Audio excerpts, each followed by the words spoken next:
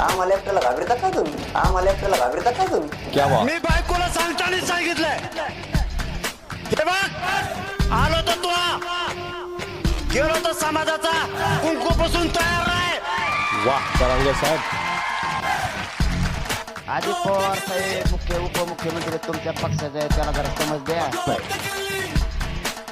माया नादा लागलं की मी सोडितच नाही. म्हणजे मी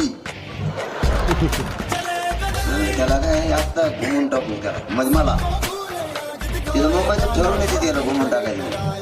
मी आल्यावर त्यांना काय माहिती नमुना मन नाव काढतो. मला मग पाचवी शिकले माहिती मी किती शिकले. सरकारने माझ्या शिक्षणावर 3 दिवस घातले तपासणी करायला.